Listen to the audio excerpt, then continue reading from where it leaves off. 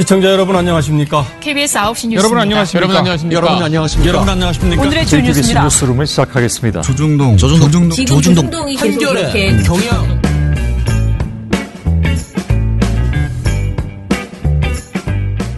민원연의 미디어 탈곡기 598을 시작하겠습니다. 예, 안녕하세요. 저는 언론 권력을 감시하는 민주언론시민연합에서 일하는 김원경입니다. 네, 방송 모니터 담당 활동가 조선입니다. 이정일입니다. 예, 주말 잘 보내셨나요? 저는 방송 분과 회원분들이랑 등산 다녀왔어요. 어제. 등산 모임이 있어요?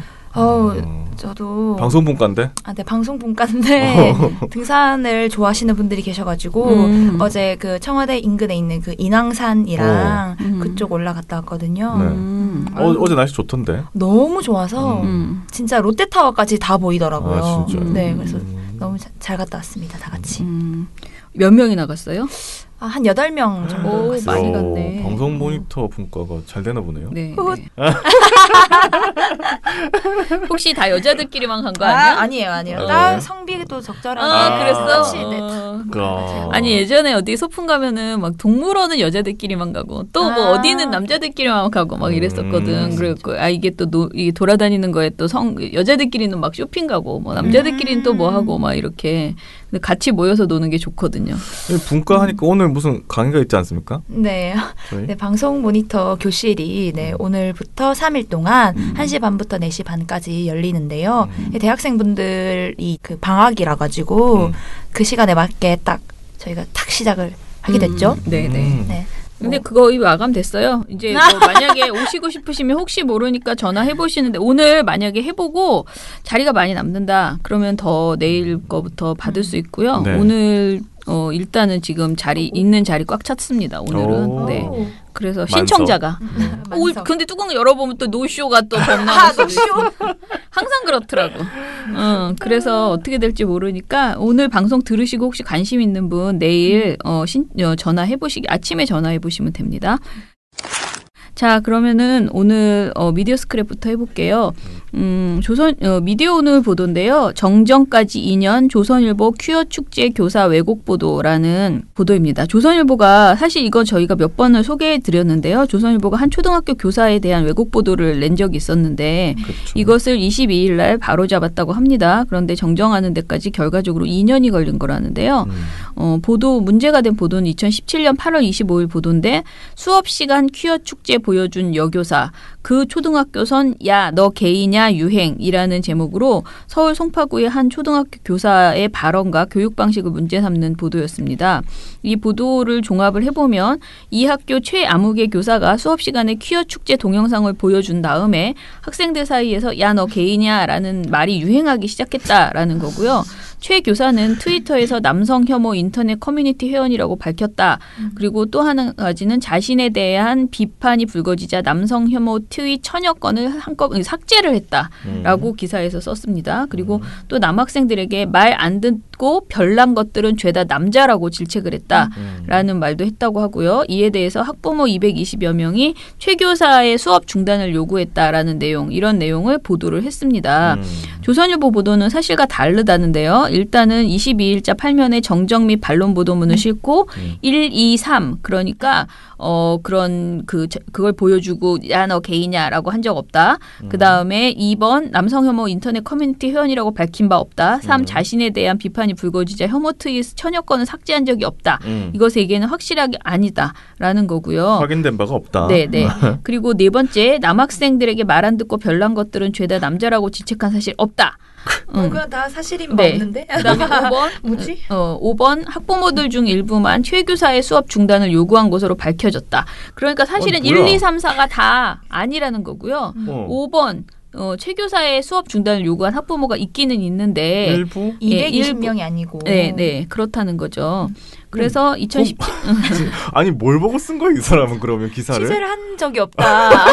우리는 취재를 한 적이 없고 글만 썼다. 그게 아니고 아마 학부모의 일부가 한 말들 카더라성 말들을 수업 중단을 요구하셨던 받았었구나. 분들은 우리 애가 이렇게 말하더라라는 식으로 해서 그래서 수업 중단 요구하셨을 거 아니에요. 제 생각엔 그래요. 그래서 그냥 아이들의 말 또는 부모들이 그것을 와전해서 이렇게 들은 말들 이런 것들을 확인하지 않고 그냥 그냥 보도를 한 것이도 이 학부모의 말만을 믿고 보도를 한 것 아닐까 그런 생각이 들고요. 아니 근데 이런 경우에는 뭐 확인도 하고 그러지 않나요?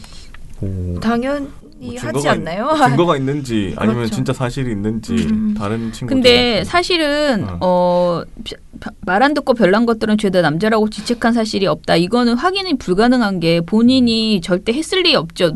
만약에 이런 선생님이 있었다 칩시다. 그런데 이거를 본인이 어떻게 입증하겠어요? 말을 했는지 안 했는지. 아니 학생들이 막 들고 일어났을 수 있잖아요. 근데 그 정도 취재가 그쵸. 없이 막 써도 되네. 학생들을 취재를 해봤으면 이런 말이 유행했는지 아닌지나 남 학생들한테 딱 짚어가지고 말 안 듣고 별난 것들은 죄다 남자라고 선생님이 그랬어라고 한번 물을 수 있을 것 같은데 그렇게 하면 이게 크로스 체크가 되는 부분이 아닌가요? 학생들한테 그렇게 물어볼 수 없어요. 기자가. 그렇게 학생들한테 가가지고 걔네 반 애들을 전체를 모아놓고 담임 선생님이 있는데 사실 이거는 제가 보기에는 사실 어렵고요. 제가 보기에 여기에서 결정적으로 잘못한 거는 커뮤니티 회원이라는 것과 한꺼번에 삭제했다라는 거 있잖아요. 트윗 천여건. 이거는 근거가 있어야지 하는 말이잖아요. 그렇지. 이거는 확인을 했어야 되는 거죠. 근데 이거를 2, 3번을 확인 안 한 건 정말 문제다라는 거고요. 1번에서 퀴어 축제를 보여준 것까지는 사실일 수 있죠. 그런데 그 초등학교에서 야너 개인야가 유행이라는 거 이것도 이제 확인하기가 상당히 그 유행인지 아닌지 뭐 이거를 뭐 막 우기면 우기는 거고 내가 보기에 그래. 그래서 1번, 4번은 좀 우겨도 어떻게 좀 뭐라고 하기 좀 덜한데 2번, 3번은 명백하게 확인했어야 되는데 이걸 확인 못한 게 문제고요. 지난해 10월에 조선일보와 취재기자가 최 교사에게 400만 원을 지급하라라면서 이제 최 교사 손을 들어주고 정정보도문 게재도 주문을 했어요. 그런데 조선일보가 이거에 대해서 항소를 해가지고요. 지금 2심 선고 직전인 지난 5월 법원의 강제조정 절차가 진행됐고 지난 19일에 강제조정이 확정된 거라고 합니다. 그래서 여기에 따르면 1심 최후 변론에서 기본 취재 과정만 거쳤더라도 허위로 가득한 기사는 나올 수 없었을 것이다 라면서 내가 바라는 대로 판결이 나온다고 해도 거대 언론사로부터 받은 사회적 낙인 이름도 모르는 사람에게 매도됐던 고통의 시간은 되돌릴 수 없다. 다만 다른 누군가에게 이런 일을 더 당하지 않았으면 좋겠다라고 해서 최 교사가 최후 변론에서 이런 아주 얘기를 했다고 합니다. 이 정도인데 400만 원이면 너무 2년 동안 고통받았는데 이건 좀 너무 적지 않나. 그러니까 아니 너무 작네. 언론사에서는 사실은 이거 별 큰 돈이 아닐 거 아니에요. 네네. 이 사람 엄청나게 고통받았는데. 자 그리고요 조선일보 관련된 내용이네. 우리가 했던 그 내용이었었는데 이거는요. 조선일보가 반도체 공장 여성 노동자의 백혈병 발병 위험 관련 정부 조사 결과를 다루면서 인용했던 전문가가 조선일보 지면을 통해서 자기 발언을 바로잡았다고 합니다. 조선일보 22일자 12면에 알려왔습니다라는 형식으로 해서 5월 22일 16면 반도체 여성 근로자 백혈병 1.6배 위험 기사에서 명준표 교수 이제는 이름을 말할 수 있네. 우리가 전에는 이름을 성함 말씀드리지 않았는데 명준표 서울 성모병원 교수가 가족력 등 1:1 면담을 통해 알 수 있는 직접 정보들이 많이 빠졌다고 보도한 것과 관련해서 명 교수는 가족력에 대한 내용은 공식적으로 언급하지 않았음을 밝힌다라면서 이번 연구의 결과를 발표한 기관에 대한 신뢰도가 높으니 수용하는 게 맞다라고 했다라는 우리가 보고서에서 썼던 내용들이네요. 이거를 그대로 밝혀서 보도에 나왔다고 합니다. 조선일보가 아무튼간에 왜곡 보도 하려다가 참 깨갱하는 그런 일이 벌어진 것이죠. 어찌됐든 이번 아까 그 서울 선생님에 비하면은 굉장히 빠르게 반론을 받아서 이렇게 해줬네요. 어찌됐든 간에 아까 그 선생님보다는 이 뭐 교수라 그런가 의사라서 그런가 조금 더 빠르게 대응한 것 같기도 하고 그 2년 전에 비해서 지금의 조선일보의 상황에서는 그냥 빠르게 대처하는 게 낫겠다. 빠르게 사과를 하는 게 좋겠다라는 판단을 2년 전에는 좀 더 거만했고 지금은 좀 위기를 느끼고 그런 것 아닐까라는 기대도 저는 아무튼 그런 해석도 해봅니다. 네네. 근데 자, 북한 보도는 좀 안 고치더라고. 그거는 당사자가 절대 항의하지 않지 않습니까? 아니 난 한번 항의해봤으면 좋겠다. 그러니까 말입니다. 현성월이 자, 그러면은 오늘 모니터 이야기 해볼게요. 오늘은 신문 방송 모니터 보고서네요. 그 신문은 철원 씨가 박철원 인턴이 정리한 거고요. 방송은 이제 선희 씨가 정리를 해서요. 오늘 선희 씨가 방송해 줄게요.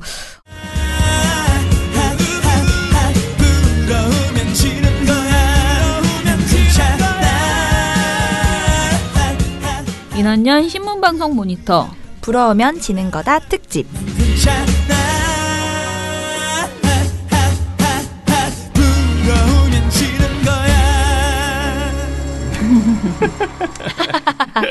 자, 이게 지금 윤석열 지검장, 서울중앙지검장을 지금 차기 검찰총장 후보자로 이제 지명했잖아요. 네. 이러니까 이제 이게 워낙 뭐 기수 파괴니 뭐 어쩌니 뭐 사실 기수 파괴가 문제가 아니고 이 사람이 싫은 거겠지요. 그렇죠.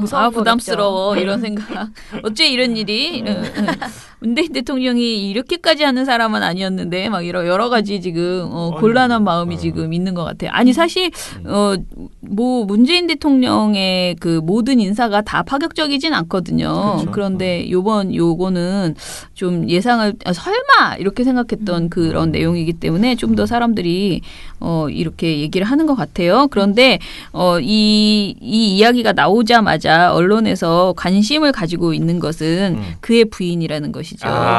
그래서 진짜. 부럽다고. 네. 그럼요. 뭐가 부럽죠? 너무 유능한 젊고 유능하고 이런 내가 보기에 아주 속된 사람들이 아주 말이야. 참 이거를 집중을 아주 그냥 집중을 하는 사안도 그런 거예요. 그래요? 돈이 많다 그 사람이. 그러니까 부인이 나이가 돈이 엄청 많다? 어리다. 뭐 이런 걸 써줘요 기사에. 부러워서? 부러운 거네. 부럽네. 이런 생각이 전 들더라고요. 이거 왜 쓸까 이런 생각을 해보니까. 그래서 그렇게 제목을 들고 와봤습니다. 네. 자, 그러면은 일단은 설명을 좀 해주시죠. 어떤 사안인지. 이게 이제 서울중앙지검장인 윤석열 지검장이 이제 후보자로 딱 임명이 되자마자 나온 기사들을 보면은 좀 특이한 기사들이 많았어요. 네. 근데 예를 들면은 후보자들이나 주요 공직자 인선이나 뭔가 지명이 딱 이루어지면 우리는 그 사람 물론 뭐 부동산 투기 이런 게 유명해지는 경우도 덜어 있지만 그것보다는 그 사람이 어떤 길을 걸어왔는지, 그렇죠. 특히 검찰총장 후보자의 경우에는 그 사람이 어느 고등학교를 나와서 사법연수원 몇 기로 들어갔고 뭐 어떤 사건을 맡았고 어떤 사건을 맡은 특수통인지 뭐 공안통인지 이런 걸 중심으로 써주더라고요. 네. 그런데 아주 특이하게도 이분의 경우에는 네. 뭐 52세의 늦장가 뭐 재력가 아내의 재산, 야, 청문회 쟁점 예상. 이게 그게 금방 청문회 제가 쟁점이라고? 읽어드린 게 바로 조선일보의 6월 18일자 기사였습니다. 헐. 그러니까 52세의 늦장가 간 것과 재력가 아내의 재산이 청문회의 쟁점으로 예상된다. 그게 어떻게 정점이 될 수가 있지? 라고 말한 건데요. 그렇죠.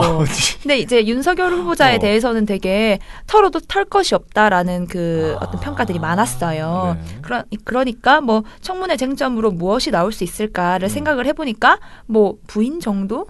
가족관계 턴다? 가족관계 정도라고 하는 것 같았습니다.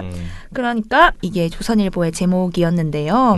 이게 총 4문단으로 구성된 긴 기사였습니다. 네. 긴 기사였는데 뭔가 검증의 의미가 조금이라도 있겠다라고 제가 판단한 건 마지막 2문단 정도인데 거기에 그것도 심지어 3번째 문단은 윤 후보자의 배우자가 재산이 많다.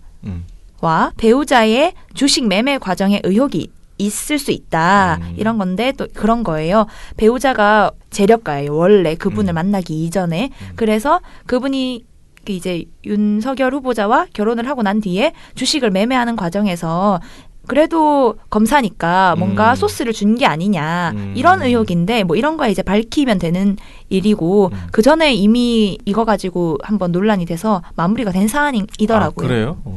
윤석열 후보자가 이전에 이분들은 이제 그 재산을 공개를 해야 되니까 재산을 공개했을 때 윤석열 후보자가 고위공직자 5위에 든 거예요. 재산 중에. 그러니까 결혼을 하고 나서 5위가 돼가지고 이게 무슨 일이야 하고 살펴봤더니 아내가 엄청난 재력가더라. 그러면 그 사람의 재산은 어떻게 형성됐을까 이러면서 작년과 재작년쯤에 한번 화제가 됐었던 부분이더라고요. 그렇구나. 네, 뭐 우리는 별로 이런 거에 관심이 없으니까 저도 이번에 알았습니다. 그런데 그거 말고 앞에 2문단은 아주 지독한 황색 저널리즘이었다. 저도 깜짝 놀랐어요. 자, 한번 제가 읽어봐드릴게요. 윤석열 검찰총장 후보자는 결혼도 늦가기로 했다. 52세 때인 2012년 12살 연하인 김건희 씨와 결혼했다. 윤 후보자가 검찰 핵심 요직인 대검중앙수사부 1과장일 때였다. 김 씨는 문화예술기업 코바나 컨텐츠 대표로 상당한 재력가다. 그는 언론 인터뷰에서 오래전부터 그냥 아는 아저씨로 알고 지내다 한 스님이 나서서 연을 맺어줬다고 했다. 사실 내가 너무 웃음이 나와가지고. 네. 잠깐만, 이게 기사잖아요. 네네. 정치 기사예요? 네네. 나 너무 웃기네, 이게. 잠시만요. 네. 스님이 나서서 연을 맺어준 것까지 말해줬습니다. 진짜 어이없네. 그리고 두 번째 문단. 둘의 결혼식은 일요일 대검 예식장에서 열렸다. 하객들이 밀려들어 인근 서초역 일대 교통은 극심한 혼잡을 빚었다. 교통경찰, 대검 청사를 관리하는 방어원들까지 나와 질서 유지에 나섰을 정도였다. 아니 이거는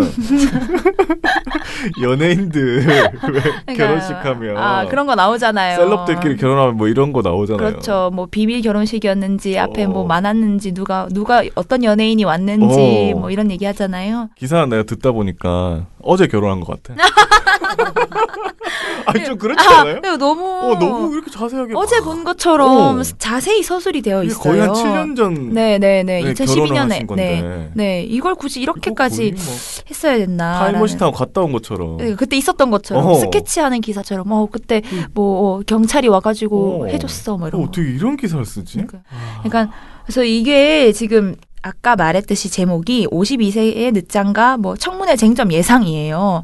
이런 이게 왜 기사에서 지금 그러니까 후보자가 결혼을 늦가기로 했는데도 불구하고 12살 어린 분과 결혼을 했으며 이 사람이 돈이 많아. 엄청난 좀 자산가다. 이걸 콕콕 집어서 얘기를 해주고 있거든요. 그걸 왜? 진짜 이게 결혼 언제 했는지 그리고 아까 말했던 것처럼 검찰 요직에 있을 때 했는지 아닐 때 했는지 배우자와 몇 살 차이인지 누가 연을 맺어준 건지 결혼식이 어디서 무슨 요일에 열렸는지 이런 거는 검찰총장의 자격과는 사실 아무런 상관이 없는 것이고 아무리 공인이라고 하더라도 너무 사적인 정보잖아요. 너무 이런 건. 이거. 이게 1999년에 법원에서도 이혼 사유 등에 대한 정보는 개인의 사생활 영역에 속하며 공인이라도 이를 침해받지 않을 정당한 이익이 있는 만큼 언론이 이를 보도하려면 명시적이거나 묵시적인 동의를 받아야 한다라고 했어요. 그리고 우리가 흔히 알기로도 아무리 공인이라고 하더라도 지켜야 할 선 같은 것들을 우리 안에 이제 머릿속에 가지고들 있잖아요. 그렇죠. 그런데 검찰총장이라는 이유는 아니겠지. 윤석열이라는 이유만으로 지금 이렇게 탈탈 털렸다.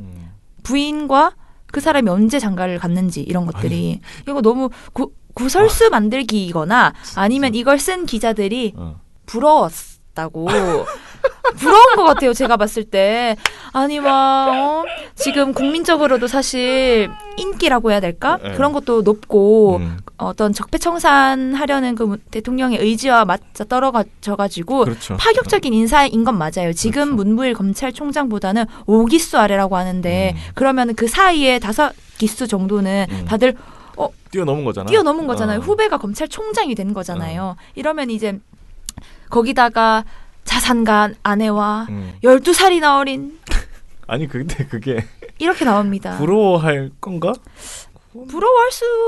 저는 부럽겠어요. 아니 요즘에 그 세태로 보면 일단 자산가 굉장히 부러운 거고 띠동갑도 사실은 굉장히 부러워할 수 있죠. 남자들 입장에서는. 그거는 뭐 본인 생각이고 아직 안 늙어봐서 모르는 거고.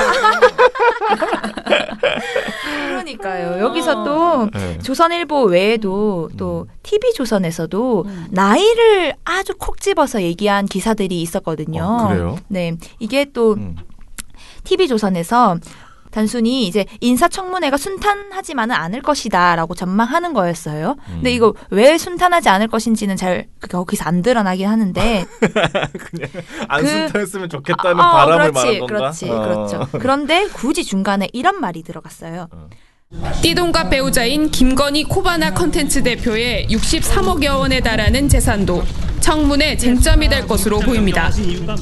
라고 짚었는데 사실은 그렇게 좋아하는 이 시장 경제 하에서 어떤 사람이 자산을 얼마만큼 축적했는지는 그 사람의 어떤 검증 대상이라고 보기는 쉽지 않잖아요. 그 축적 과정에서 문제가 있었으면은 그쵸. 걸고 넘어질 수 있는데 웃긴 게 띠동갑 배우자인 어떤 사람의 63억 원 이 재산이 청문회 쟁점이다라고 말하는 데서 부럽구나. 띠동갑 배우자라는 것 그리고 이 사람이 63억 원이나 달하는 어떤 자산을 가지고 있다는 점.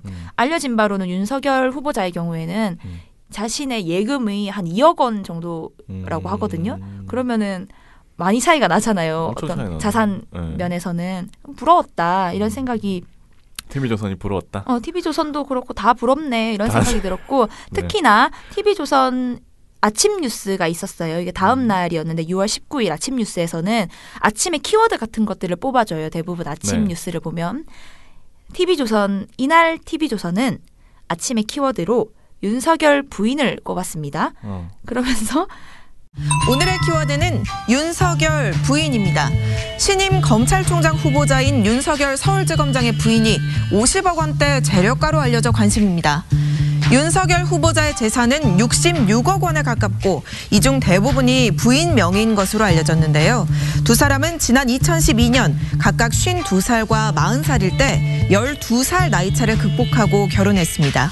부인 김 씨는 문화 콘텐츠 기업을 운영하며 전시 기획업계에서 입지를 다져왔는데요. 주식 투자와 사업체 운영을 통해 재산을 늘린 것으로 전해집니다. 김 씨는 내가 아니면 영영 결혼을 못할 것 같았다며 윤 후보자의 결혼 계기를 전하기도 했습니다. 근데 이렇게 부인이 조명된 경우가 나는 그렇죠. 적는 건 처음인 것 같아요. 네, 그렇습니다. 그것도 제가 찾아봤어요.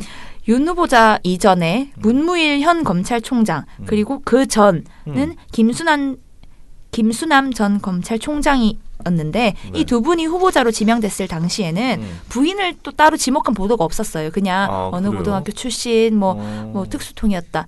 그 전 김수남 전 검찰총장은 공안통이었다. 뭐 이런 것들이 뭐 많이 보도가 됐고 만약에 배우자가 뭔가 딱 조명을 받으려고 했으면 2005년에 제가 막 거슬러 찾아보니까 2005년에 신임 검찰총장으로 내정되었던 당시 정상명 후보자의 배우자가 주목을 받긴 했는데 그분은 뭐 나이가 뭐 재력이 문제가 아니라 땅 투기 의혹이 있었던 분이라고 합니다. 그래서 그 당시에 문제가 조금 불거졌지. 딱히 뭐 그것도 뭐 무슨 인사청문회 쟁점이다. 오늘의 키워드다. 이 정도까지는 소개가 안 됐어요. 그렇게 띠동갑을 강조를 하네. 그렇죠. 이상하네 진짜. 근데 제가 봤을 때 이거는 단순히 이 배우자분이 나이가 한참 어린 여성 배우자라서 아니면 여성임에도 불구하고 재력가다. 이런 걸 그러니까 이게 특이하구나 이렇게 생각하고 쓴 거잖아요. 분석하지 마라. 그냥 부러운 거요. 그렇게 나이 많은 검찰총장이랑 심지어 저 위쪽에 요직에 있을 때 결혼했네. 했어. 이 사람 63억이나 가지고 있네. 이래서 저는 이게 왜 굳이 이 주목을 받아야 돼? 라고 해서 성차별적이고 그와 동시에 부러우면 지는 건데 이미 졌다. 확실하게 졌다. 이런 생각이 들었습니다. 특히나 이제 윤석열 후보자의 경우에는 적폐청산에 대한 어떤 의지나 그 이전에 국정원 뭐 이렇게 했던 것과 같이 다 연결해서 보면은 이 사람이 어떤 검찰 개혁 방향을 가지고 있고 의지를 가지고 있는지 그런 걸 좀 조명을 해줬으면 좋았을 것 같아요. 그러게요. 그런데 그런 거 하나도 없이 그런 게 있긴 한데 그게 주가 아니라 부인이 더 주야. 부인이 더 주예요. 이게 그날 이 면을 보면은 딱 눈이 가요. 52세의 늦장가 뭐 이렇게 해놓으니까 탁 눈이 가거든요. 그래서 그런 거 말고 다른 걸 좀 검증해줬으면 좋겠는데 뭐 부러웠었다 이렇게 볼 수 있었고요. 그러니까 뭘 털고 싶은데 별로 털 건 없고 그러니까 약간 흠집을 내고 싶어서 이 이야기를 하는데 되게 속된 사람이야. 속된 사람이야. 12살이나 어리고 돈 많은 이런 여자랑 살아가지고 약간 뒷배가 있어가지고 이 사람이 이렇게 자신 있게 하는 거야라는 생각이 들게 뭔가 이렇게 수사를 그러나 그 모든 것이 결론은 그래서 어떠라고 그러니까. 어쩌라고 맞아. 아무 상관없잖아. 부럽지? 그거지 내가 보기엔. 오히려 더 믿음이 가는데요. 그러니까요. 이분은 뭐 돈에 휘둘릴 뿐이 아니구나. 휘둘리지 않고 또 뒷배도 있다 이미 든든하다. 왠지 그런 느낌이죠. 밀어주는 든든한 그런 그렇죠. 동지가 있다라는 생각이. 그러니까 그러니까. 당신 하고 싶은 대로 해라고 할 수 있는 맞아. 사람이 있다는 그러니까요. 그런 느낌이 들어서 이게 디스를 했는데 칭찬이 되는 이런. 아이고 배야 사촌이 땅을 사먹는가 보다는데. 네, 아무튼 방송과 신문 전반적으로 그런 게 드러났습니다. 네네. 그런 것뿐만 아니라 또 눈에 띄는 점은 아무래도 또 적폐청산의 어떤 대명사다 보니까 좀 두려워하는 것 같은 그렇지 많이 두렵죠. 네, 그런 보도들이 또 있었습니다. 늘 얘기를 해왔어요. 적폐청산을 그만해야 된다 이런 식으로. 그런데 윤 후보자를 딱 지명하자마자 부당한 적폐청산의 기조를 유지하려고 한다. 이거 왜 그렇게 하냐 이런 그 보도들이었어요. 조선일보, 중앙일보, 동아일보에서 전반적으로 나타난 부분이었는데요. 조중동은 윤석열 후보자가 그간 해왔던 이 적폐청산 작업을 문제를 삼고 또 앞으로의 행보를 막 걱정을 했습니다.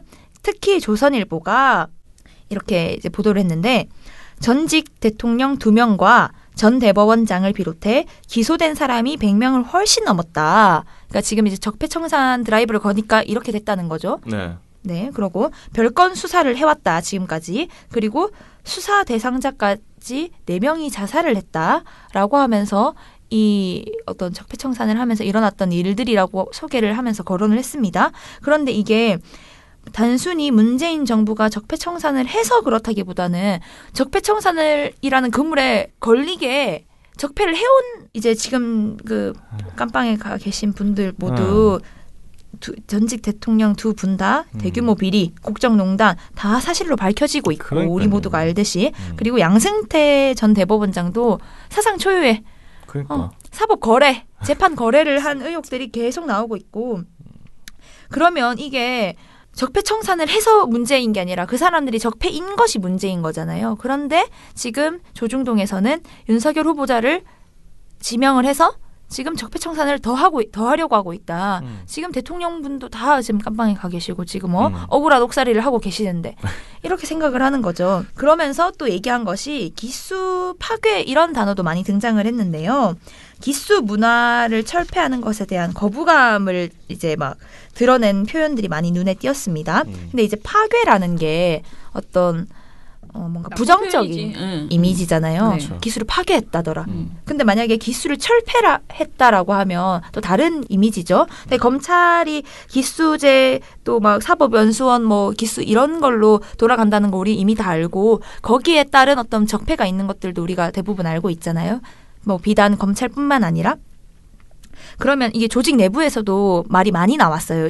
그 당시에 뭐 서지현 검사 이후부터도 계속 그 내부 인트라망에 글이 많이 올라오고 기수 문화뿐만 아니라 어떤 이 뭐 성차별 문화, 이 조직 문화 전반에 대해서 그렇죠. 검찰 내부에 그거에 대해서 말이 많이 나왔는데 그러면 이게 파괴라고 말하기보다는 기수를 철폐하려는 시도가 아닌가 이렇게 봐야 하는 게 아닌가라는 생각이 들었습니다. 특히 동아일보 사설에서 이런 말이 나왔습니다. 검찰총장 윤석열 지명, 집권 후반도 적폐 수사로 지새울 건가? 라는 동아일보 사설에서 기수문화 철폐에 대해서 검찰 관행대로라면 윤 후보자가 임명이 됐을 때 윤 후보자 동기인 사법연수원 출신 23기까지 그러니까 검사장급 이상의 간부 29명이 옷을 벗어야 하기 때문에 이게 폐단이 된다라고 말을 했습니다. 그러니까 이게 무슨 말이냐고 하면은 이분이 사법연수원 23기 출신이고 네. 문무일 검찰총장이 5기수위니까 18기예요. 네. 그러면 그 사이에는 대부분 관행대로라면은 그냥 옷을 벗고 그냥 나간다. 네, 나간다고 해요. 그런데 동아일보에서는 옷을 벗어야 하는 게 문제다. 이게 무슨 말인지 저도 이해가 안 되는데 그러니까 후배가 먼저 들어와서 선배들을 내보내는 게 문제다라고 지금 말을 하고 싶은 건지 잘 모르겠어요. 근데 이제 어떤 기수 문화 철폐에 대해서는 동아일보도 분명 지적한 바가 있었을 것이고 그러면은 지금 그런데 기수를 철폐하는 게 또 다른 폐단이다라고 하는 게 이 또 다른 폐단이 또 무엇인지는 말을 안 해줬어요. 그런데 뭐 아무튼 뭐 기술을 어찌됐든 기술을 철폐하면 희생자가 생기니까 그 얘기를 하는 거죠. 나와야 되는 어찌됐든 너무 그럼 나가라고 안 했다니까요. 지금 계속 얘기하는 그쵸, 게 그쵸. 정부에서 나가라는 소리는 안 한다. 그렇죠. 그러니까 그거를 내가 자존심 상한다고 생각하지 말고 그냥 선배로서 자기 그 복무를 하시면 되는데 이건 나가라는 거지 이러면서 이제 나가야 된다 이런 건데 그거는 당신들 생각이고 어차피 이 문화를 바꿔나가자는 취지라면은 좀 과도기적으로 이런 어떤 기수랑 상관없이 승진하는 선배, 그러니까 후배가 승진하는 경우가 생기고 그러면 견뎌야 되는 거지. 자존심 상해도 내가 밥벌이가 이게 그리고 내가 검사로서의 내 역할이 더 중요하다 하면 그 기수 파괴고 뭐고 나는 그냥 그 자리를 지키시면 되고 강제로 내쫓는 건 아닌데 아니죠. 이거를 가지고 그 구분을 못하고 계속 언론이 이렇게 얘기하는 건 결과적으로 해단이다. 봤을 때는 기수를 유지시켜라. 이런 어떤 제도를 유지시켜라라고 얘기하는 거랑 똑같은 거예요. 왜냐면은 기수를 철폐하면 안 된다. 그걸 하면 문제가 발생한다. 이 문제라는 것은 결국은 나가는 사람이 발생한다는 거 빼고는 없는데 뭘 바라는 거야? 그러니까 말을 그냥 뱅뱅 돌려가지고 윤석열 하면 안 돼. 윤석열 하면 안 돼. 그런 뭐 이렇게 거지. 말하고 싶은 거죠. 아니 근데 법조계에서 그 기수 때문에 벌어진 게 전관예우 아닙니까? 그렇죠. 전관예우 전관예우 때문에 얼마나 많은 시민들이 피해를 봐요. 전관예우 해가지고 변호사가 되면은 그냥 그 사람이 그냥 옹호하는 이기잖아, 대로 그냥. 바로 이기게 해주고. 그게 뭐야? 그렇죠. 그거 말도 안 되는 사실은 그런 게 법이 되면 안 되잖아요. 그렇죠. 근데 그런 거 안에 기수 문화가 있고 기수 문화 때문에 선배님 후배님 이렇게 되다가 보면 그렇게 되는 건데. 근데 윤석열 후보자가 지명되는 게 그거보다 더 싫다는 거죠. 일반 시민이 어떤 뭐 그런 거 상관없고 우리가 이때까지 기수 문화 철폐하자 이런 말했던 것도 아무 상관없고 일단 윤석열은 싫어 뭐 이렇게 말하고 싶은 것 같아요. 그런데 그 검찰 내부에서도 이 윤석열 후보자가 고수 끝에 돼가지고 동기들보다 나이가 훨씬 많고 또 나이가 많다 보니까 왕따가 되거나 그러니까 자연스럽게 아웃사이더가 되거나 아니면 뭔가 그 큰형님 역할을 하거나 이렇게 되는데 그 윤석열 후보자의 경우에는 후자의 역할을 해서 그냥 뭐 술 잘 사주고 밥 잘 사주는 큰형님 같은 역할을 했다고 해요. 그러다 보니까 그런 거 그것도 왠지 또 TMI다 TMI. TMI인가요? 조선일보를 너무 많이 봤어. 자꾸 그런 것도 어떻게 알았대? TV조선 이런 거 자꾸 주워 들으니까 네 진짜. 그렇게 그렇다고 하더라고요. 확인된 큰일 났어. 네, 당사자에게 확인한 바는 없지만 제가 그렇게 주워 들었다 보니까 그렇다고 합니다. 그러면은 그래서 이게 문제가 될 것 같으니까 윤석열 후보자도 그렇게 얘기했다고 해요. 그 위에 계신 다른 뭐 지검장, 고검장급 분들 일부 중에 나와 뭔가 뜻을 같이 하시는 분들은 옷 안 벗어도 된다. 같이 가달라. 이런 말을 또 했다고 하거든요. 근데 뭐 그걸 그렇게 받아들이는 것은 뭐 언론들이 그냥 뭐 윤석열 싫어요라고 말을 하는 것이다. 윤석열은 싫지만 배우자는 부러워요라고 말하고 있는 수준이었다. 아주 겁을 내고 있구나 이런 생각이 들었습니다. 뭐 그렇게 하다 보면은 사실 파헤쳐질 부분들이 많으니까요. 뭐 국정원 뭐 이런 것랑 관련해서도 그렇고 뭐 언론이 그 당시에 뭐 굉장한 무슨 뭐 같이 부역을 했다거나 그런 건 모르겠지만 그 당시에 옹호했던 것들이 많잖아요. 뭐 그런 걸 생각을 해보면 뭐 두려워하는 게 당연한데 이렇게까지 노골적으로 뭐 무서워하고 뭐 이러니까 좀 뭐 안쓰럽진 않고요. 근데 조선일보는 좀 이해가 가는 게 자기네들이 재판 거래 당사자였잖아요. 저기 기사 거래. 거기 양승태 대법원장하고 뭔가 굉장히 연결이 많이 돼 있으니까. 그렇죠. 뭐 무서울 수도 있을 것 같다는 있겠네요. 생각은 합니다. 그렇죠. 뭐 불편하죠. 뭔가 호락호락하지 않은 사람이잖아. 누구든지 다 무섭다고 하더라고. 그죠? 민주당 측에서도 그렇죠. 호락호락하지 않아서 말도 안 듣고 호락호락하지 않아서 무섭다고 하는데 사실 세상에서 제일 무서운 게 그거거든요. 뭔가 저 사람을 딱 걸 수 있는 그 약점이 없는 거. 그 사람이 나에게 바라는 바가 없는 거. 그런 사람이 제일 무서워요. 그렇죠. 그러니까 그런 점에서 일을 잘할 수 있는 적임자이긴 한 거죠. 그렇죠. 네. 뭐 어떤 사람들은 우리는 굉장히 이제 많은 시민들은 이번 그 윤석열 검찰총장 후보자에 대해서 막 굉장히 응원을 하는데 오히려 또 친민주당 분들은 우리가 이거 무덤 파는 것일 수도 있어 이런 말들 막 하시거든요. 근데 저는 그래서 조심하면 더 좋다라고 그렇죠. 생각을 해요. 네, 앞으로 서로 조심하면 된다. 서로 권력을 감시하고 서로의 그런 것을 찾아나가는 그런 문화가 제발 검찰 한 번만 믿어봤으면 좋겠네. 나는 정말 정말 검찰에 대한 불신이 너무 커가지고 그죠. 네 심각해요. 진짜 적폐 중에 최고 적폐, 적폐 중에 최고. 최고. 네네. 그래서 물론 언론 적폐가 있지만 만만치 않지만 그래도 언론 권력은 분산이라도 돼 있잖아요. 검찰 권력은 진짜 너무 문제가 그렇기 때문에 그래서 보니까 한 번도 제가 법조계에 뭔가 기대를 걸어본 적이 없었던 것 같은데 이번에는 진짜 살면서 처음으로 뭔가 좀 기대를 시원하다. 좀 해볼 네. 소화제 먹은 이 기분 생각이 같은. 듭니다. 근데 되게 아무튼 우리가 한 이 보고서의 내용은 너무 허접해요. 그러니까 우리가 비판하는 것 자체가 너무 허접하잖아. 답답해. 그래서 정말 웃기다, 그죠? 너무 불화하지 마십시오, 기자분들. 수준이 너무 드러나십니다. 절 다니고 하면 되지 뭐. 스님이 맺어준 인연이라고 합니다. 절을 열심히 다니시든가. 네. 그 저는 어딥니까? 제가 알아보고 다음 방송 때 말씀드릴게요.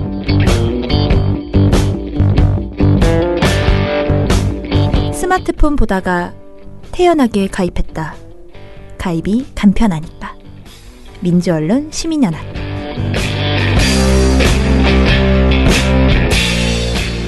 네, 미련곰탱님이 금요일부터 일요일 방송 잘 들었습니다. 먼저 금요일 방송 아쉬움이 가득하다고 생각 들었어요. 저는 시민 방심이가 제일 좋았는데 말이죠. 물론 제가 추가 조항 왕창 넣어서 BW 팀장님 쓰러지게 만들었지만 말이죠. 다른 방법으로 방심이를 압박하는 그날이 오면 좋겠습니다. 토요일 방송은 친박 세력에 대해 TV조선의 한신함이 보였네요. 라고 하셨고요. 그리고 그다음에 일요일 방송 들으면서 그 아비의 그 딸이라는 표현이 떠오르더군요. 박정희가 굴욕적인 한일협정을 하니 박근혜도 2015년 때 일본에 유리하게 위안부 합의를 했던 거 아닌가 싶네요. 슈 하셨습니다. 그리고 프랄린바이 조미선님이 간편 제조법 알려주고 복용법도 알려주고 재배가 쉽다는 것도 알려주는 유용한 방송이네요 라고 하셨거든요. 근데 이게 제가 사실 안 눌러봤는데요. 거의 많은 보도가 다 이렇더라고요. 이게 지금 JTBC 보도를 하셨네요. 그런데 이게 진짜 문제가 있긴 해요. 한번 봐야 되는데 왜냐면은 마약 이런 이 열매를 이렇게 그 열매에서 떨어진 열매를 이렇게 칼로 쫙 긁은 다음에 거기서 나오는 이렇게 그런 거를 그냥 이거를 그냥 음료에 타 먹으면 된다 이런 식으로 얘기를 여기서 해버리더라고. 그래서 물론 양귀비를 구분하는 것도 되게 자세히 알려줘서 딱 보면 알겠어요. 이제 나도 알겠어. 뭐가 마약성 양귀비인지 이 방송을 보면 딱 알겠어. 그래서 이게 방송사들이 뭘 하면 안 되는지에 대해서 너무 잘 모르는구나라는 생각이 들었습니다. 그리고 TNU님, 처장님, 진솔님 방송에서 갈구지 마셈. 공시형 활동가는 안 바뀝니다. 흐흐흐 하셨어요. 자, 이 댓글을 이제 주말에 보고 무슨 내용이었지라고 하고 방송을 다시 찾아서 들어보니까 처장님이 내가 이거를 우리 집에 가가지고 또 우리 남편한테 진짜. 이 얘기를 또 했거든요. 그랬더니 우리 남편이 그 얘기를 들으면서도 또 예의 대답 없는. 뭔지 똑같아 하는 짓이. 그래가지고 내가 아유 속 터져. 우리 남편과 공시영 씨의 그 뭐라 그럴까 보살 같은 미소를 지으면서 남이 말하는데 눈만 꿈뻑꿈뻑하는 그리고 반응이 항상 3초 느린 그게 너무 웃깁니다. 편집하기는 편합니다. 네. 눈에 딱 띄거든요. 여기가 비었구나. 쫙 잘라내면 되니까. 자, 쭈쭈 이거 읽어주세요. 네, 쭈쭈영영님. 매주 시방위 올라오기만을 기다리던 일인으로서 시방위가 없어져서 너무 아쉽지만 모든 일이 한 번에 다 해결되기만 바라는 건 너무 큰 욕심이 아닐까 싶어요. 천천히 변하는 것에 답답함과 무기력이 생기지만 모든 일엔 과정이 있고 실패도 있는 거니까 너무 좌절하지 말았으면 해요. 항상 민원련을 끝까지 응원하시는 분들이 많으니까요. 힘내세요. 화이팅 하셨습니다. 감사합니다. 네. 우루무치님께서는 마음이 아파요 하셨는데요.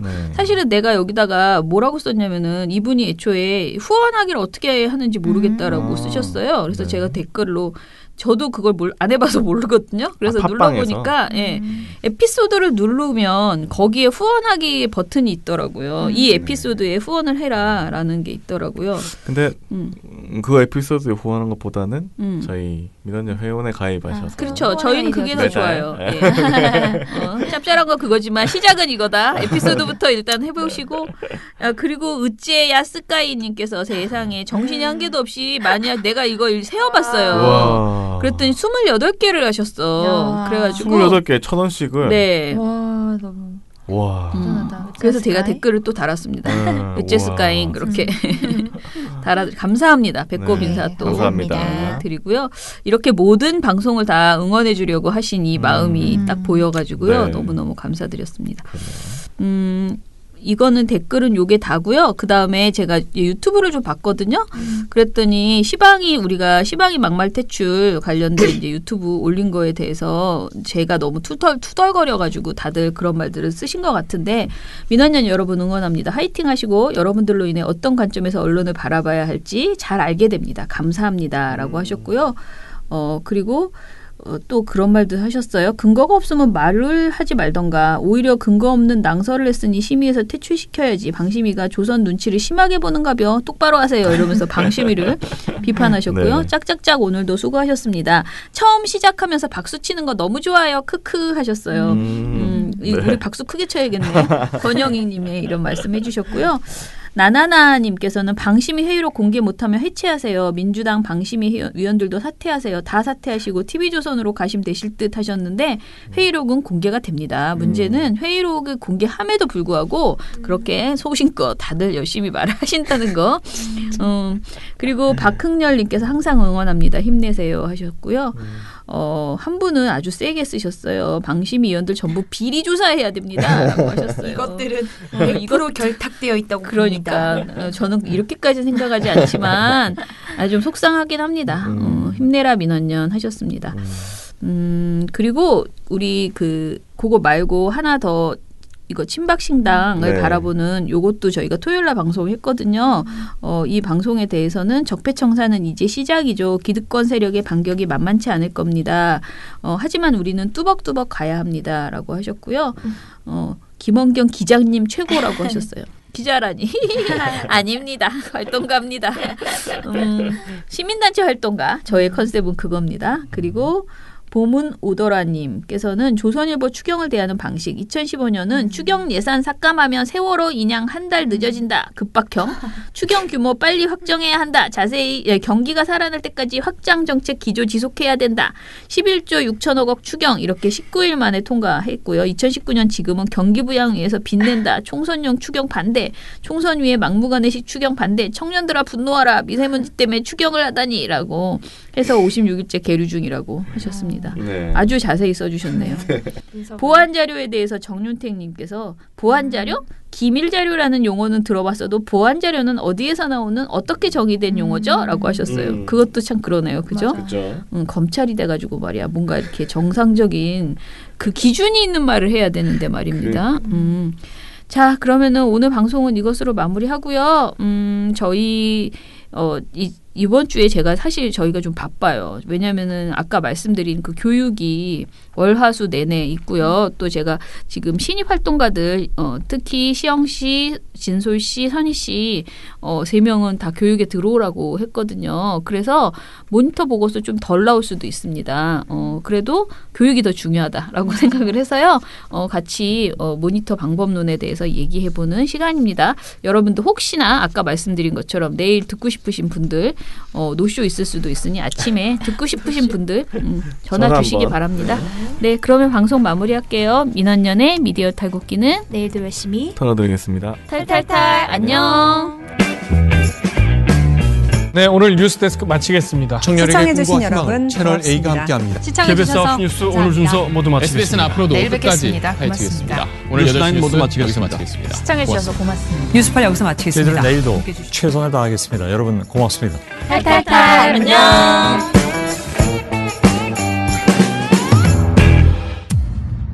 언론의 오보, 정치인의 막말 받아쓰기, 기계적 중립. 언론 때문에 이런 일로 속상한 일 많으셨죠? 이제 걱정하지 마세요. 크고 확실한 행복 보장, 묻지도 따지지도 않고 민주언론시민연합의 회원가입을 적극 추천합니다. 신문, 방송, 종편에 유튜브까지 모니터 보고서 최대 보장. 남녀노소의 유익한 회원 행사 최대 보장. 지금 바로 PC나 모바일로 가입하세요. 언론이 바로서는 더 크고 확실한 행복을 보장합니다. 본 후원은 만기 환급금이 없는 순수 행복 보장형입니다. 본 후원은 매달 최소 10,000원의 돈이 들며 후원금은 전액 언론운동에 투명하고 소중하게 사용됩니다. 기타 문의 사항은 민원연 전화번호 02-392-0181로 해주시기 바랍니다. 민주언론 시민연합 민주언론 시민연합.